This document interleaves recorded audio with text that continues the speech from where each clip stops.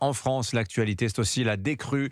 Ça y est, elle a commencé dans le nord de la France, même si elle a été ralentie par les pluies du week-end. Le niveau de l'eau est descendu d'environ 10 centimètres en 3 jours. Paysage de désolation par endroits. Le Pas-de-Calais paie un lourd tribut. Environ 5000 maisons touchées.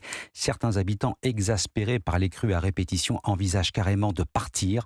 Le ministre de l'économie Bruno Le Maire est attendu sur place dans l'après-midi. Margot Faudéré, il faut dire que sur le plan économique, le bilan s'annonce catastrophique. Oui, les pertes économiques sont encore difficiles à chiffrer, mais selon la CCI des Hauts-de-France, qui a lancé une cellule d'urgence avec l'État et la région, près de 400 entreprises sont directement impactées par les intempéries, en particulier dans 4 secteurs du Pas-de-Calais, explique Philippe Ourdin, le président de la CCI Hauts-de-France. Montreuil, le Boulonnais, l'Audomarois et les Flandrelis. Sur ces 4 secteurs du Pas-de-Calais, l'économie est à l'arrêt. Et ce n'est pas tout, au moins 1000 entreprises dans ces zones géographiques seraient aussi touchées indirectement par les intempéries. Celles par exemple qui ont des collaborateurs contraints de rester chez eux pour garder les enfants dont les écoles sont fermées.